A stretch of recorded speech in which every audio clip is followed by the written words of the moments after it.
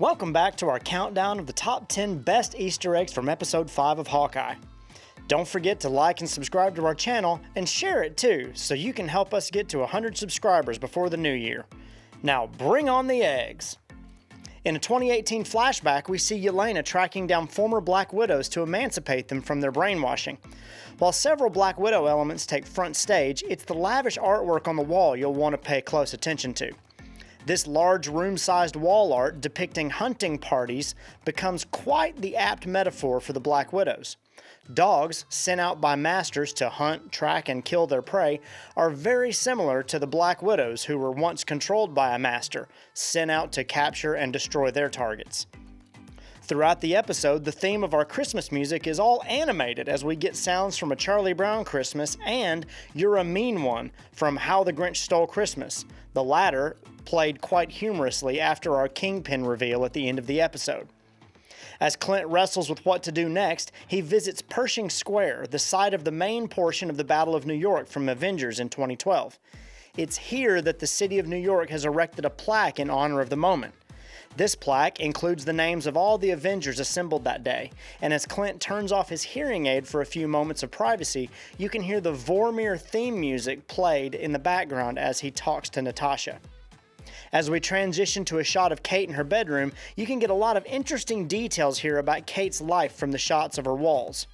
Not only are there pictures of her and her father doing various things, including hiking, but she's also a member of the National Honor Society. We see her various trophies from archery and fencing, and even a boomerang in the background that she may or may not be proficient with. Various medals also hang on a board next to a Hawkeye photo with the telling phrase, "Hero Worship," next to it.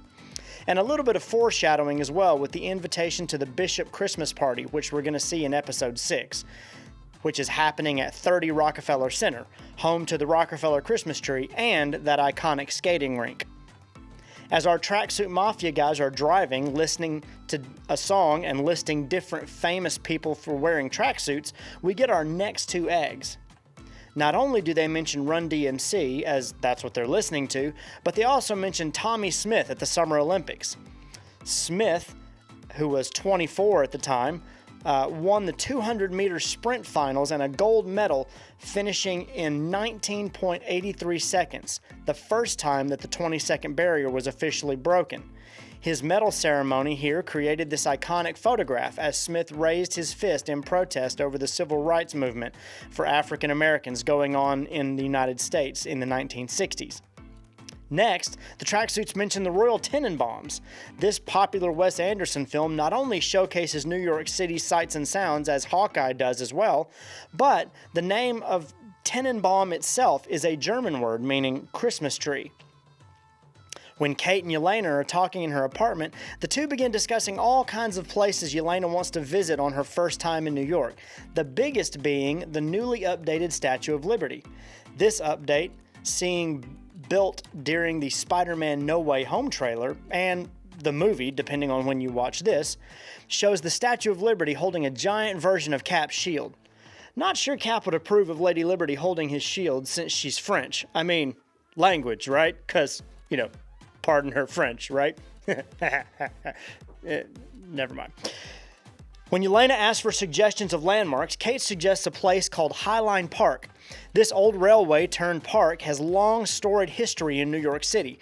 But forget about all that. It's a direct feature in 2 comics where the Punisher and the Daredevil appear, and that's way more important. Go Google all that other stuff. This is serious. As Maya prepares to meet Ronan, we see her standing in the middle of Fat Man Used Cars. All you eagle-eyed Hawkeye fans might recall that when Maya's father was murdered way back in episode 1 and 2, Fat Man Used Cars was a smaller outfit called Fat Man Auto Repair.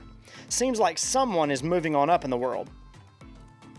Then, after Clint's revelation that he didn't kill Maya's father but her boss ordered it, Maya is flanked by the billboard sign as he leaves, which reads, "Used."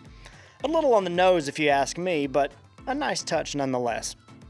Last, we get our big reveal that not only did Eleanor Bishop hire Yelena to kill Clint, which would have made Valentina nothing more than a handler, which is an important point, but we see a photo supplied by Yelena showing Eleanor's business contact that Clint identifies as the big man, Kingpin himself. The photo shows Kingpin in his signature white suit, and the credits even confirm that it's Vincent D'Onofrio reprising his role. The end shot of the animated credits even ominously shows our Hawkeye tag shrouded in the silhouette of Kingpin, signaling his upcoming role in Episode 6. And that's it, guys. Make sure to help us reach 100 subscribers by hitting all the buttons and sharing this video all across the multiverse. And in the meantime, check out some of our other content too. And when the next one drops, we'll see you right back here. Later, guys.